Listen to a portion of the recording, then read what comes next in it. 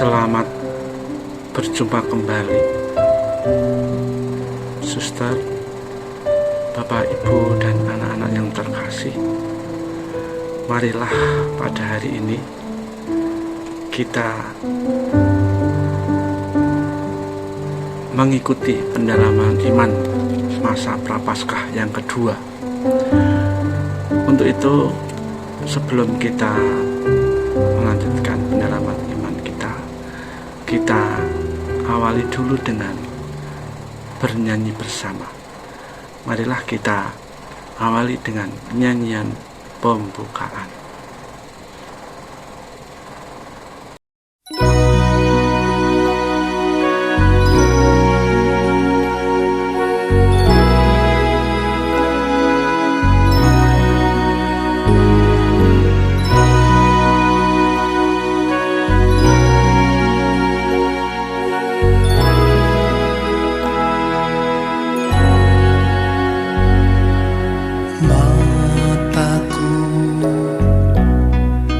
Tertuju padamu,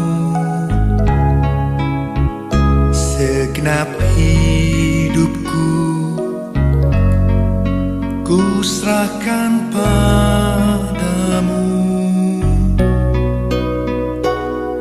Bimbing aku masuk rencanamu,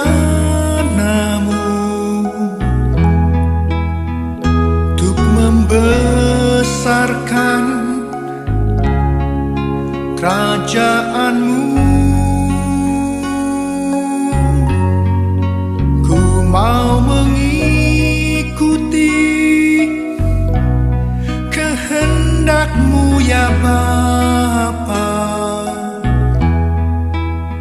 Ku mau selalu menyenangkan hati-Mu.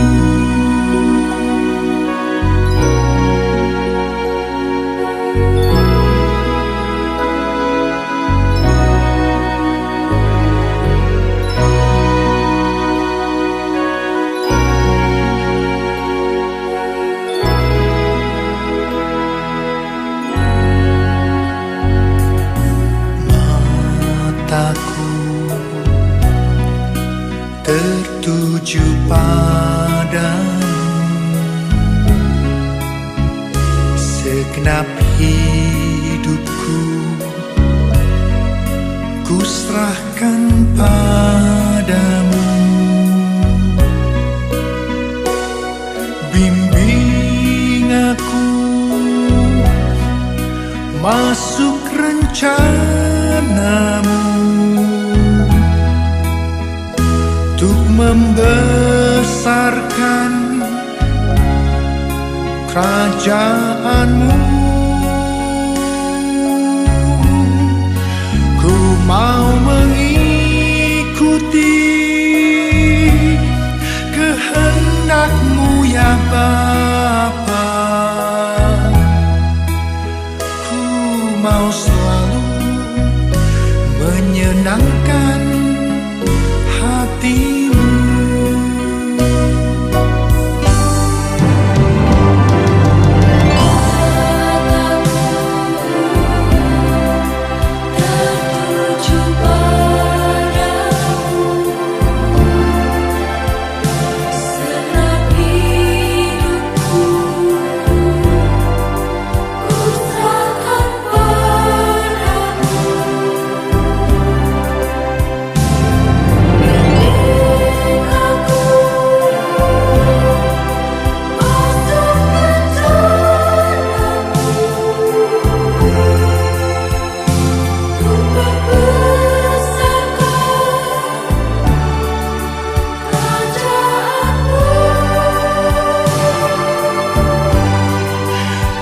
Mau mengikuti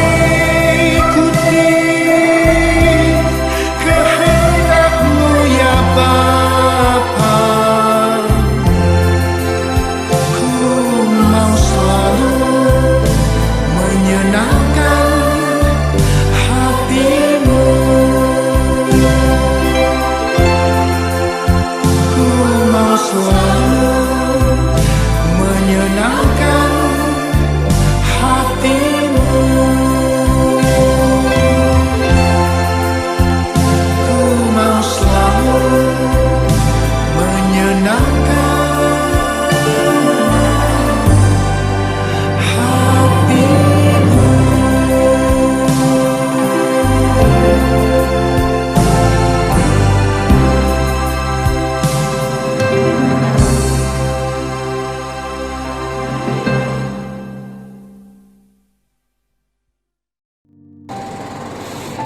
Setelah kita bernyanyi bersama, mari kita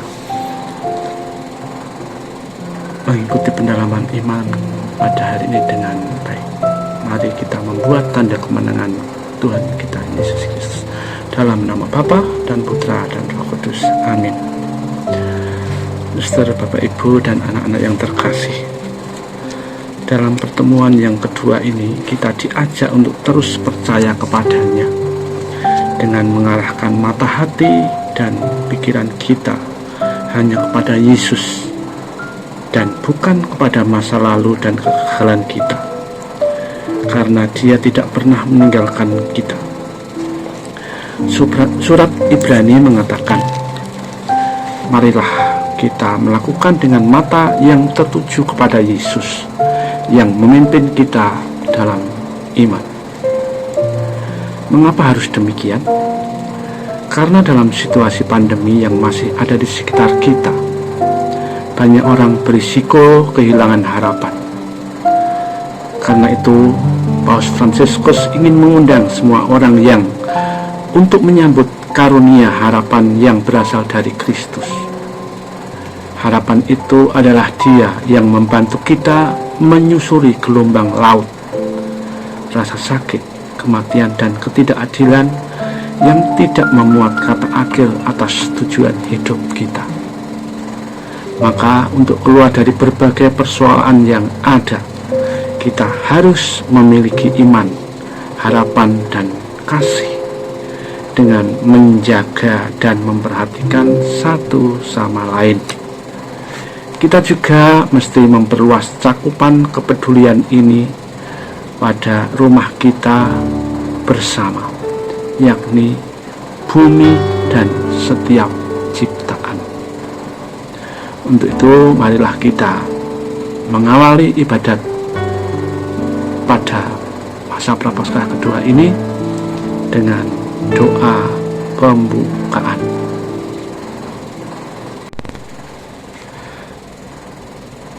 Marilah kita berdoa.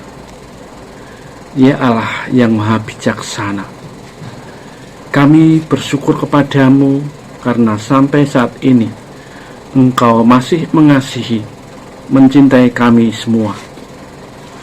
Engkau memberi nafas kehidupan, kendati gelombang demi gelombang masih menerpa kehidupan kami. Namun karena iman kepadamu, kami masih kuat menghadapi semuanya.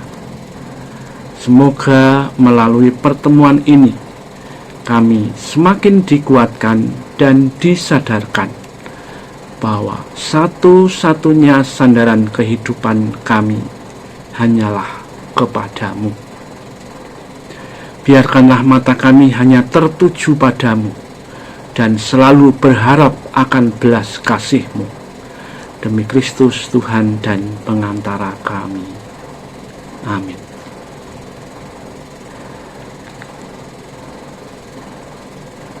Suster, Bapak, Ibu, dan anak-anak yang terkasih, sebelum kita mendengarkan sabda Tuhan, marilah kita dengarkan dan kita lihat kisah kehidupan, kisah perjuangan seekor ulat kecil. Ya, dikisahkan ada seekor ulat kecil, ya, yang sedang berjuang untuk mencapai puncak, dan puncaknya itu sangat tinggi dan perlu perjuangan setapak demi setapak. Ya.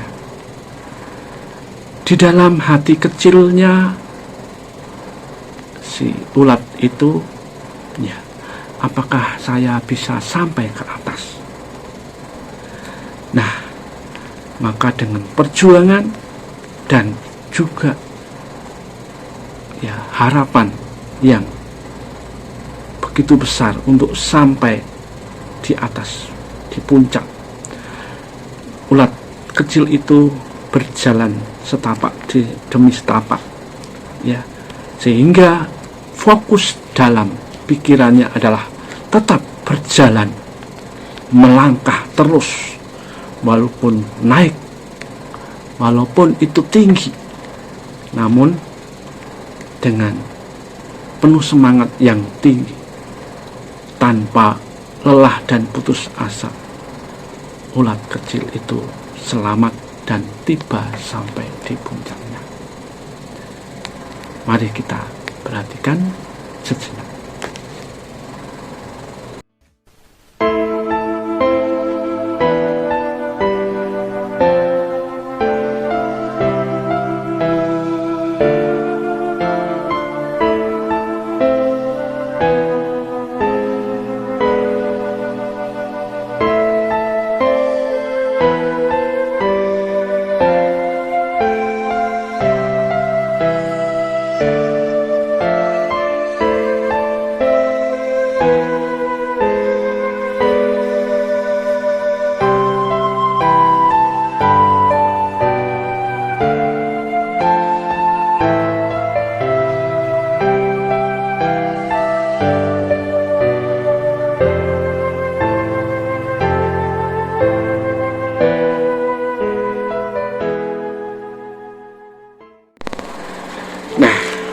Setelah kita menyaksikan sebuah video, mari kita dengarkan bacaan dari kitab suci pada hari ini.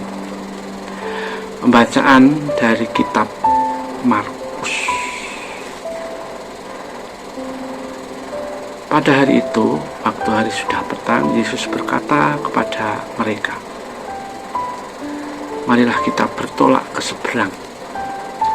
Mereka meninggalkan orang banyak itu lalu bertolak dan membawa Yesus beserta dengan mereka dalam perahu, di mana Yesus telah duduk, dan perahu-perahu lain juga menyertai Dia. Lalu mengamuklah taufan yang sangat dahsyat, dan ombak menyembur masuk ke dalam perahu, sehingga perahu itu mulai penuh dengan air. Pada waktu itu Yesus sedang tidur di buritan di sebuah tilam. Maka murid-muridnya membangunkan Dia dan berkata kepadanya, "Guru, Engkau tidak peduli kalau kita binasa." Ia pun bangun, menghardik angin itu dan berkata kepada danau itu, "Diam, tenanglah." Lalu angin itu reda dan danau itu pun menjadi teduh kembali. Lalu Ia berkata kepada mereka, "Mengapa kamu begitu takut? Mengapa kamu tidak percaya?" Mereka menjadi sangat takut dan berkata seorang kepada yang lain, "Siapa gerangan orang ini sehingga angin danau pun taat kepadanya?" Demikianlah sabda Tuhan. Syukur kepada Allah. Nah, marilah kita merenungkan sejenak sabda Tuhan yang baru saja kita dengar, bahwa dalam pengembaraan hidup kita, bila kita dekat dan beriman kepada Tuhan, mengarahkan hati dan mata kita hanya pada Tuhan, dimanapun kita berada akan merasa nyaman dan damai.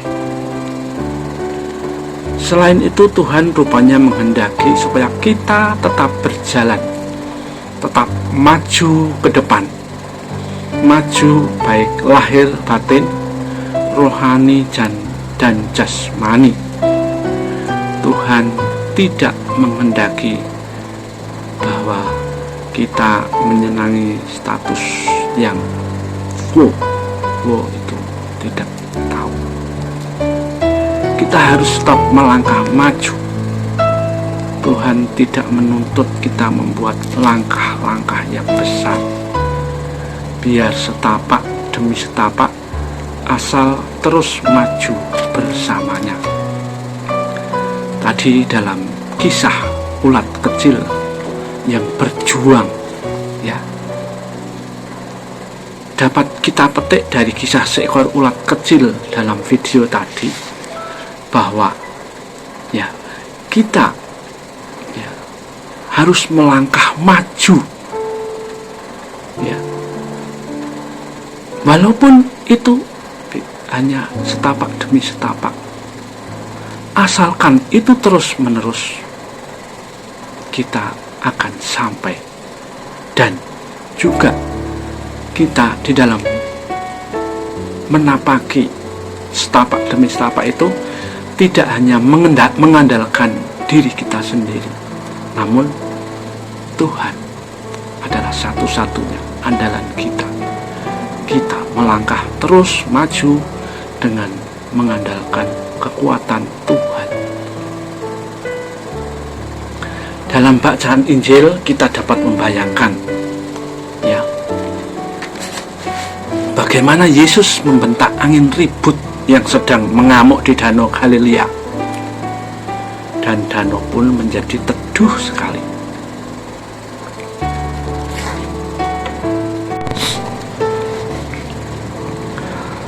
Sangat luar biasa. Kita dapat membayangkan betapa besarnya kuasa-kuasa yang dimiliki oleh Yesus atas alam semesta ini. Apabila makna dari peristiwa tersebut hanya terbatas untuk menunjukkan kuat kuasa Yesus atas alam semesta dan teguran terhadap kekurangan kepercayaan para muridnya, maka kita boleh saja bertanya, mengapa dia tidak melakukan hal serupa sekarang?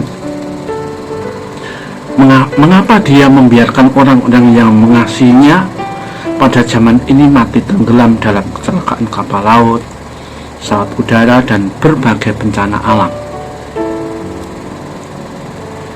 Kalau demikian halnya, maka makna cerita ini bagi kita sekarang bukanlah Yesus yang meredakan angin ribut di Danau Galilea, melainkan di mana saja Yesus berada, maka badai-badai kehidupan menjadi reda atau teduh. Artinya, dalam kehadiran Yesus, maka angin badai yang paling hebat pun akan diubah menjadi suasana penuh kedamaian, asal kita mata dan hati kita tertuju kepada Tuhan, bukan pada Allah-Allah lain. Mengapa kita harus mengarahkan mata hati dan pikiran kita hanya kepada Tuhan? Supaya kita tidak mengalami ketakutan dalam menjalani hidup ini. Namun, bila pandangan kita terus tertuju kepada situasi dan kondisi yang ada, bahkan kegagalan kita di masa lalu, kita akan mudah sekali takut. Ingat, ketakutan adalah musuh dari iman dan merupakan roh yang harus kita kalahkan. Fokus yang lemah akan membuat pandangan kita kabur untuk menggapai tujuan. Fokus yang tidak jelas akan membuat kita bingung dalam menjalani perlombaan. Fokus yang salah akan mengarahkan kita kepada akhir yang salah. Akhirnya, iman dimulai ketika kita menyadari bahwa kita membutuhkan keselamatan. Ketika kita hanya mengandalkan kekuatan sendiri, maka kita sendiri akan ketakutan, dan jika kita hanya mau selamat sendiri, maka yang akan terjadi adalah kehancuran. Kita harus mengundang Yesus dan membiarkannya masuk ke dalam perahu kehidupan ini, dan tidak akan membiarkan perahu kehidupan karam atau binasa. Dia mengajak kita semua untuk bangkit kembali dan menempatkan harapan dan solidaritas di tengah badai pandemi. Tuhan membangunkan dan menghidupkan kembali iman Paskah kita. Kita punya jangkar. Oleh salibnya kita telah diselamatkan. Kita memiliki kemudi. Dengan salibnya kita telah ditebus kita memiliki harapan. Dengan salibnya kita telah disembuhkan dan dipeluk, sehingga tidak ada yang dapat memisahkan kita dari kasih-Nya. Maka dari itu, marilah di dalam masa Prapaskah ini kita sungguh menyadari akan kekuatan Tuhan terhadap diri kita. Kita percaya bahwa hidup kita ini adalah milik Tuhan.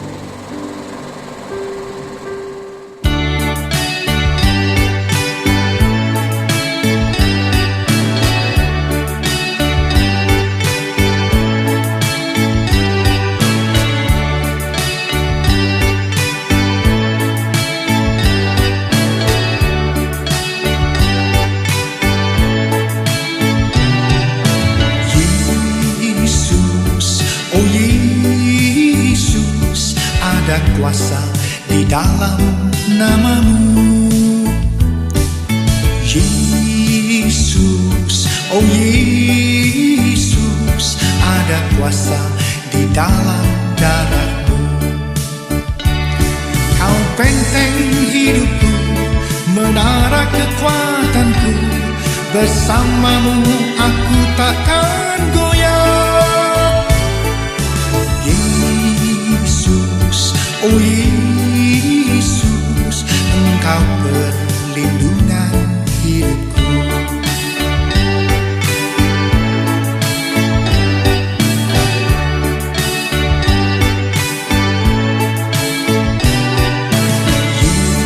Yesus, oh Yesus, ada kuasa di dalam nama-Mu. Oh Yesus, ada kuasa di dalam darah-Mu. Kau benteng hidupku, menara kekuatanku. Bersama-Mu aku takkan goyah. Yesus, oh Yesus, Engkau perlindungan hidupku.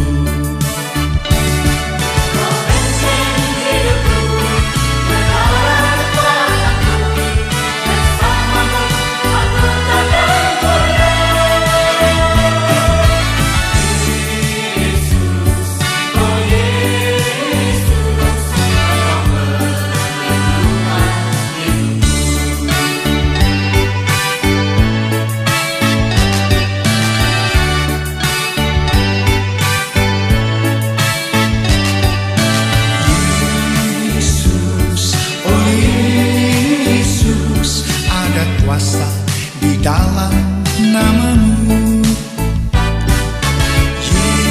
Yesus. Oh Yesus, ada kuasa di dalam darah-Mu. Kau benteng hidupku, menara kekuatanku. Bersama-Mu aku takkan goyah. Oh Yesus, Engkau perlindungan hidupku. Kau benteng hidupku, menara kekuatanku. Bersama-Mu aku takkan goyah. Yesus, oh Yesus, Engkau perlindungan hidupku. Engkau perlindungan hidupku. Engkau perlindungan hidupku.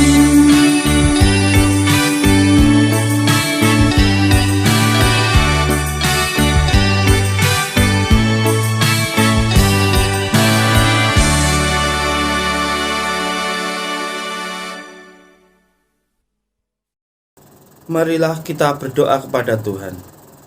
Mohon dijawab dengan tinggallah selalu bersama kami ya Tuhan.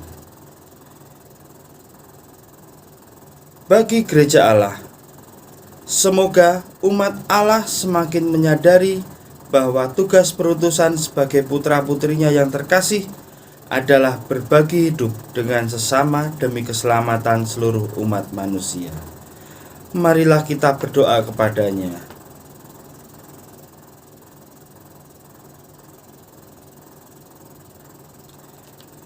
Bagi para pejabat pemerintah, semoga para pejabat pemerintah selalu diterangi oleh sabda Allah agar semakin menyadari tugas pelayanan dalam mengutamakan kesejahteraan rakyat.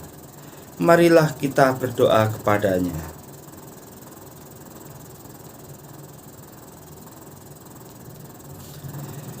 Bagi mereka yang terbelenggu oleh kemiskinan dan menderita kelaparan, semoga Allah menumbuhkan di dalam hati kita rasa belas kasih dan cinta kasih yang mendalam terhadap mereka yang lapar dan miskin, sehingga kita pun tergerak untuk secara nyata membantu mereka keluar dari belenggu kemiskinan dan kelaparan.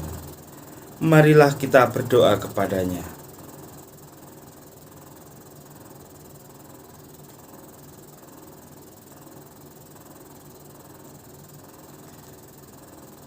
Bagi kita para pendosa, semoga Allah membimbing kita untuk berani selalu membangun sikap tobat dan meninggalkan kedosaan kita berkat kemurahan hati-Nya. Marilah kita berdoa kepadanya.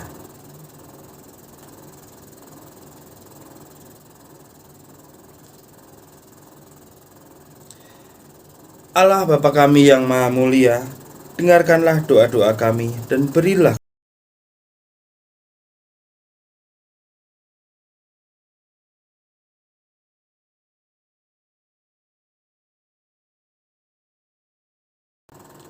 Marilah kita doakan doa penutup. Ya Allah Bapa yang Maha Rahim, kami bersyukur atas misteri sengsara dan wafat putramu yang mendapatkan kami kembali sebagai anak-anak-Mu. Kami bersyukur atas masa prapaskah ini. Bantulah kami dengan rahmat-Mu, agar kami dapat mensyukuri rahmat baptisan kami masing-masing, dan dengan tekun dan setia membina pertobatan di hadapan-Mu. Bantulah kami juga untuk menyesali segala kerapuhan dan dosa-dosa kami, dan dalam syukur atas limpahan kerahimat-Mu, kami bangkit untuk membina keutamaan hidup sebagai pendosa yang telah Engkau tebus. Demi Yesus, Tuhan dan pengantara kami. Amin. Dalam nama Bapa dan Putra dan Roh Kudus.